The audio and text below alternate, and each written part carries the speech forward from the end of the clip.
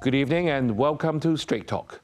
I'm Eugene Chan, and our guest this evening is one of Australia's tennis legends, Pat Cash. Cash famously sealed a memorable victory at Wimbledon in 1987 by climbing up to the players' box at centre court to celebrate with his family and coach. Pat is also a 5-time Grand Slam finalist and a 2-time Davis Cup winner for Australia. He was inducted into the Sport Australia Hall of Fame in 2005. Of note, he claimed his last singles title here in Hong Kong in 1990, and now a coach and commentator. He has returned as an ambassador for the Bank of China Hong Kong Tennis Open 2025. Welcome, Pat. Thank you very much. Thanks for having me. Pat, welcome to Hong Kong. Thanks. So you're here as our official tournament ambassador for the Bank of China Hong Kong Tennis Open 2025. We had Michael Chang here last week, and you won that in 1990. Yes, that's We're looking right. at like some 35 years ago, when the tournament was actually played in spring. Now it's sort of close to winter. Can you share your memories about, that tournament? Because just now you told me in the makeup room that you remember matches that you won. Yeah, I tend to remember the matches you win, of course. Exactly. It was. The Hong Kong tournament. It's always been on the tennis circuit, and it's now come back, as we've seen the last couple of years. And here we have probably the strongest ATP tournament, and this one is leading into the Australian Open. So, a lot of players coming from Europe, around the world, coming to Hong Kong this year to play the tournament this week. But it was always on the calendar, and I in 1990 I had the opportunity to come here and play, and I won the title in singles and doubles, and yeah, that was sort of getting towards the end of my career. I had a lot of injuries throughout my career, so unfortunately I didn't have a long career. It was sort of stuttered around the place, but I'm very happy to be back here. Because I see Hong Kong as a country, a place where tennis is developing. We've seen tennis booming in this area in China, with the Chinese players doing so well. Now the men players are finally breaking through, and we've got a few really good men players playing the tournament this week. So it's a very exciting time for Hong Kong tennis, and I think that we want to try and keep the momentum going. And the WTA women's tournament and now the men's tournament here is doing well. So it's exciting times for Hong Kong tennis. Yes, Pat, I must bring you back in a few years back, further than the 1990 Hong Kong Open. It's the Wimbledon that you won in 1987. I must confess, I was watching you on the television live. Right. I was in Adelaide at that particular time, and thank you for sharing a lot of memories we had. Can you tell us a bit more about that? Were you going in with a match knowing that you would beat Lando, or you weren't too sure because you were ranked 11, you told me earlier? Yeah, well, I had a few good years where I wasn't injured, and that was right in the middle of my career there. I played in the Australian Open final. I lost to Stefan Edberg at Kooyong, which was the last time they played which was like sort of the spiritual home of Australian tennis. Had been home there for 80 years or something like that, and then they started building the new Melbourne Park, which we see now at the Australian Open, massive facility, incredible. And I won the Davis Cup so before that. So I had a good period there, and I felt very confident going into Wimbledon. But there was this guy called Boris Becker, who was the 2-time champion. Ivan Lendl, I think, was the #1 player in the world, though he wasn't #1 seeded. But Lendl won everything. Yes. The only thing he hadn't won was Wimbledon, and I was determined to try and stop him there. And I had a great tournament. Everything sort of went my way. I was fit. I was mentally tough. I played all these tough matches leading into the tournament, and went through the tournament without only losing one set. It was a great celebration from me, because I had injuries beforehand. So I mentioned how I'd had injuries around the place, and I was out for a good year or so before that, and I was a young father, so I had a lot of things happen in my life. I was only 22, but I felt like maybe I was 32 with all the experiences that I'd had, and so the celebration was to thank my team and climb up through the stands, which is... That's something I'm going to come to you next point I want to discuss with you. I still want to ask you a very direct question, because I was watching it, because Ivan Lendl, for people who watch tennis at that particular time. We know that he's a great baseline player. He have all this passing shot with the backhand and forehand running passing shot. How did you beat him with just a volley? I mean, you're very much a serving volley player. Yeah. If he plays very well, there's nothing much you can do. No. But you won in the straight sets. So what did you do? Well, it was different. The courts and the tennis was different then. I mean, everything advances, everything changes. It doesn't necessarily get better, but it changes. And the grass in those days was very fast court, and so it suited a player like myself or Boris Becker, John McEnroe, who were coming to the net, Stefan Edberg, were always coming to the net hitting volleys. The ball would skid off very fast. It was hard to hit passing shots. Now the technology has changed, the rackets have got more powerful, the strings have helped get more spin on the ball. I see. It's much harder to volley now or win a point while you're volleying. So the grass suited my style. I suppose the players that play now are more similar to Lendls, the Mats Wilanders, those sort of players that were in my era. They were baseline players, and now the technology is suited to that. So we see a lot more rallies going on, not so much volleying. So I suppose I'm a dinosaur. I'm sort of, we've seen a couple, maybe Pat Rafter, Pete Sampras, and probably the last great serve volleyers. Roger Federer, of course, could serve volley, but didn't do it as much as required. So but there's a certain skill that all the players need to learn, and it's a skill that maybe the players these days, even though they run fast, hit the ball hard, they don't quite have the same skill as Pat, players in my day. Interesting that you used the term dinosaur, because in a way you were a trendsetter, because I remember not only your checkered headband, you were the first to climb up the spectator stands to go and see off this special moment with your friends and family. I can still remember you sort of trying to find your way through. No one ever has done it ever in the history, and everybody's doing it right now. So, was it a good idea, do you think? Well, it was something I wanted to do. I didn't really plan the climb very well. It's become more famous than my win, that and the headband. And I suppose, I was a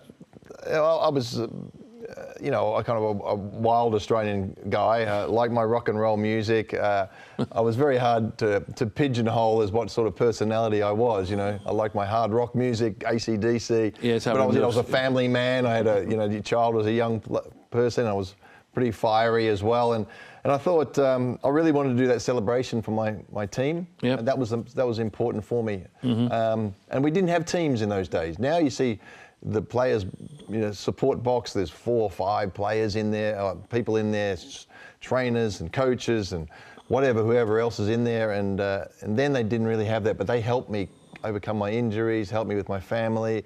So they were hugely important. So I didn't plan it very well. I climbed up to the stands. I got there eventually. Yeah, I remember. And I got in a bit of trouble because I held up the ceremony, and also held up the royal family member from coming down, but to present the trophy. So I got in a little bit of trouble, but I think most people, I couldn't work out why nobody had done that before in sport. They'd climbed up to thank their team. I mean, you see football teams, they jump on each other, but they do, not into the crowd on thanking their family. But now they do. Maybe I was the first one stupid enough to do it. No, it's true. The tennis has always been very so-called, a very noble and sort of classy. It was then, yeah. It was then, it was then, wasn't it? Yeah. Right. So, like all these 30 years, things have evolved, and especially when you're coming back this time as an ambassador, how have you seen Hong Kong tennis change compared to the rest of the world? Well, I think as I said, the area in itself is booming as far as tennis. We've seen tennis grow. I suppose it was back in my day, which you were watching, there wasn't that many TV networks, and so people were watching a lot of whatever sport that was on there, and tennis was a big sport, so everybody watched sport. Now they can turn on 100 different networks and watch things. So I think tennis is bigger as a sport around the world. There's players from world number ones from Poland, Tunisia, wherever around the world. Serbia, there wasn't even a Serbia back then. No. So it certainly is become bigger, and Hong Kong is a perfect place to take advantage of that. Right. We've seen some great, the tournaments develop. I think probably the Hong Kong, the Bank of China Hong Kong Open should be a big tournament. Right. It should be, and I think maybe if they develop Victoria Park a bit better, I think It hasn't changed much since when I first played there 40 years ago, and it's a great location. Players love it. Very convenient. Very convenient. We walk straight across there. The public love it. If we can modernise that facility, I think they'll need that. Otherwise, they might get in a bit of trouble. But the momentum is there with Hong Kong tennis, Hong Kong sport, and we need to continue that. And this is why I'm here as an ambassador to encourage people to play tennis, to pick up, even if it's paddle or pickleball, just get a racket and a ball in your hand and go out and have some fun. Victoria Park is an amazing facility. Right. It needs to develop, but we want the Hong Kong tournament to keep growing, and it should be one of the big tournaments in the world. Right, Pat, let's take a short break now, but viewers, stay with us. We will be right back. Thank you for staying with us. Former Wimbledon champion, Mr. Pat Cash, is with us this evening as an official tournament ambassador for the Bank of China Hong Kong Tennis Open 2025. And he has been sharing with us some of his personal memories and also his thoughts on tennis in Hong Kong. So, Pat, thank you for bringing back a lot of people's memories of the same Victoria Park that you played 30-odd years ago compared to what we had.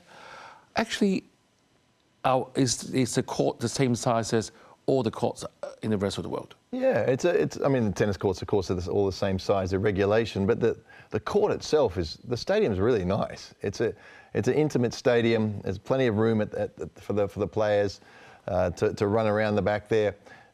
It's a good size. The facilities could be better for a tournament. The locker rooms and various things like that. You sort of have to build them out with tents but the players like it, love it here. I think they love the fact that the tournament is so friendly. It's very close. The hotel is just walking distance, and it's a great. Victoria Park is famous around the world. It's known as a great area, recreation area, and I think the players enjoy that. But obviously like better facilities there, some more areas with gyms and things like that.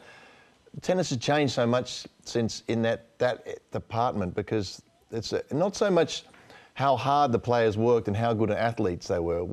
The great players are always great athletes, always super fast, always super fit, talented. But it's the recovery that has changed in sport so much. The understanding of ice baths, supplements, various things like that, which is one of my passions. I'm actually starting up a supplement company, Pat Cash Health, which involves all this sort of stuff, rehabilitation, and so the players spend a lot of time doing this, and they need extra help to do it. Hours and hours of rehabilitation, recovery, and that sort of stuff. And so the facility in Victoria Park doesn't have that, and it needs that if it wants to be better. I still remember, when I went to Victoria Park to watch tennis, I can remember Jimmy Connors walking back in his bag to the hotel like 5-10 minutes away. Yeah. You mean this doesn't happen in other places in the rest of the world? Well, back in those days, we didn't have enough room to stretch. I used to do a lot of rehab and warm-ups, and I was one of the first people to do that. And I sort of went, because of my injuries, I sort of went a bit obsessive with trying to be the best that I could be physically and mentally, and I used to spend a lot of hours doing all these little exercises, but there was no room to do it. So pre-stretch, you used to see, back in the old, if you watch the old movies, somebody used to do a bit of exercise, they used to go, okay, I'm ready, off you go and play. They don't do that anymore. They're warming up for an hour beforehand, and afterwards there's the stretching, there's the baths, there's the rehab, the nutrition, the ice packs on their arms and all that sort of stuff. I sort of started bringing that sort of stuff in, but now it's gone a lot further. So stretching for an hour after a match is normal now. Stretching it after a match, other than me, players used to look at me and go, "What are you doing? You're stretching after a match?" I'm like, "Yeah, it wasn't done." So Jimmy Connors, you think of how good he was, and these players, without all that rehab that they used to do, that they do now, to be able to play that well, and for his career was so long. He was absolutely phenomenal player. He's one of my heroes, but also one of my rivals. So I have a healthy respect for you have to have a healthy respect for your opponents to say, yeah, they're really good at doing that. I'm going to watch that and see if I can get better. And that's a secret of somebody who wants to be successful is, how can I get better? Right. Pat, thank you for bringing back a lot of memories as you were talking that I think we spoke earlier that tennis. Actually, one of my questions I asked Michael last week was, how popular is tennis? Is it number 4 or number 5? He said he said it should be better. But when you look back at that time, tennis was always among people from Australia, England, US, the Swedes maybe, even Switzerland maybe, Bjorn Borg. There weren't too many other countries, but now it looks like it has spread all over the world. Yeah. Even the Chinese players do pretty well. I mean, we had Michael Chang from the US. So what is it in Asia that you see that why we are now suddenly having actually an Olympic gold medalist in the female tennis recently? Yeah, that's right. Well, I think the sport, as I said, the sport is great. It needs somebody, it's always helpful to have a hero. If you have a hero, I see. And certainly in China, you had Li Na, who broke the mold, and she became the Grand Slam champion, and people followed her. And I think that happens. Bjorn Borg, and then after Bjorn Borg, we saw all those Swedes just one after the other, Edberg and Wilander, and Bjorkman, all these great players, just one after the other. And that often that happens. In Australia, it happened for many years. There was a bit of a gap. I came along, but since then, there's been regular Hewitt and Philippoussis and Rafter and Barty and Stosur. So there's that helps to have some heroes. And I think the Chinese men have realised, well, if the girls can do it, we can do it. And, right. And you've got a good young player, Coleman Wong, who's from Hong Kong. He trains over in Spain, which is the right thing to do, I think, to go over to Europe, which is the main hub of tennis these days. When I started, it was sort of US and Europe half and half. Now it's 80%, 70% into Europe. And he's training at Rafa Nadal's academy. So there's lots of great academies over there. Mm-hmm. And I think once we get the players, and Australians had to do that as well. We can't just stay in Australia. You have to get out to the rest of the world. It's such a big sport. There's tournaments absolutely everywhere all over the world.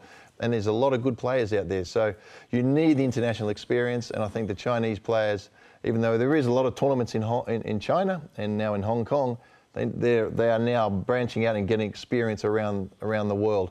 And some of them are coming through very, very quickly. Jerry Shang, who is playing here, he's a young player. He's done well. But usually the Chinese players take a few years to get going because they need international experience. Now it's not so much the case because they're already over there. Right. So in your opinion, the Asian physique or even our facilities should be able to produce more champions? Absolutely. I mean, some of the Chinese players, I always say if you're not tall, and this is the case often with Asian players, you have to be fast, and they're fast. There's no doubts about that. Great agility, but there's some of the Chinese players. I'm looking at them; they're way above me. I'm meeting them, shaking my hand. Hello. You know how big their basketballers are. So the great thing about tennis is that you don't have to have one body type. It's not like rowing where you have to be long arms, or basketball helps to be tall. Tennis, you can be anything, and that's the great thing about tennis. You can be small, tall, big, whatever.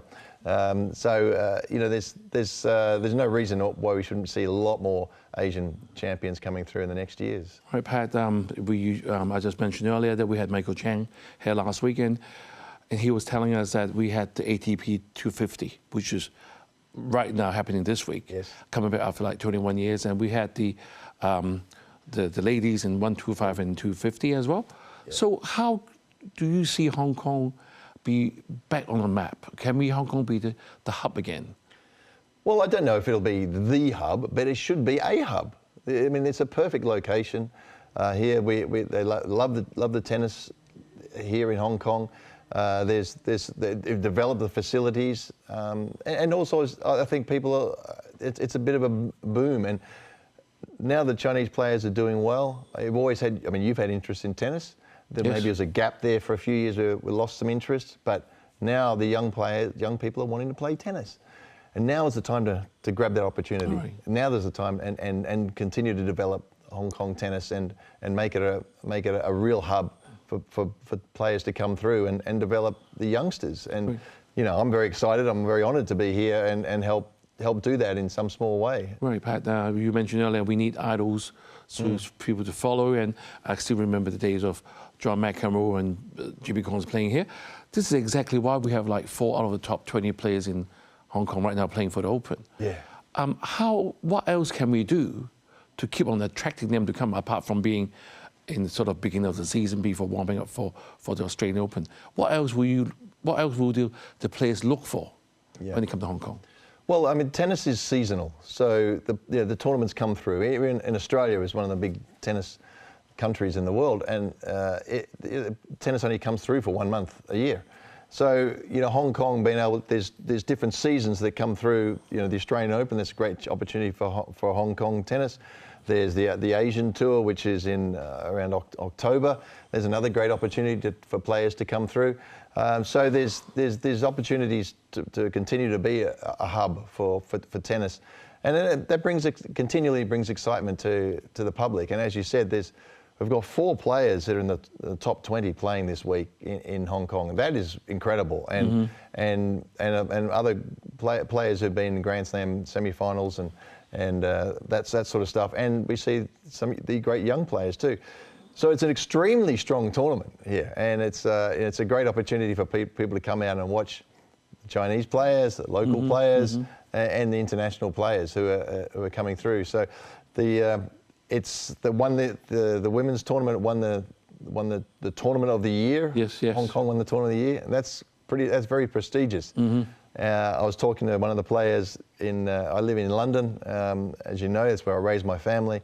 I was talking to one of the top WTA players, and they said, everybody says Hong Kong tournament is the best. And she said, I couldn't go, I was injured, but I was really upset because I really wanted to go and play the Hong Kong tournament. That's what you want. That's what everybody wants. And Pat, I'm going to ask you a very, very quick question. You can give a brief answer. You're also a coach. You're also a sort of, from that commentator, you see the whole tennis scene. So what can Hong Kong learn from countries like Australia, where tennis was hugely popular? Well, I think the most important thing, one of the most important things is to develop the coaching of high quality. Right. And it's always been my belief, having been on the coach on the tour for the years, I had to change my playing technique and coaching ideas towards the end of my career. I was a Grand Slam champion, but I had to keep learning. So I had to develop myself. So things do change, and you need to stay ahead of the trend. There's no point in you having a really good kid with bad technique. Right. He's never going to make it.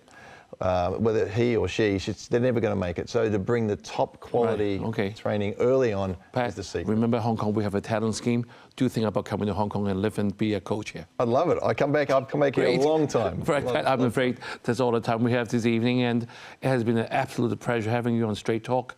And thank you for sharing your insights on Hong Kong tennis and for being such a strong advocate for the sport globally. To our viewers, don't miss the Bank of China Hong Kong Tennis Open 2025, where some of the world's best players will kick off an exciting season right here in Hong Kong. Thank you for joining us, and see you next week.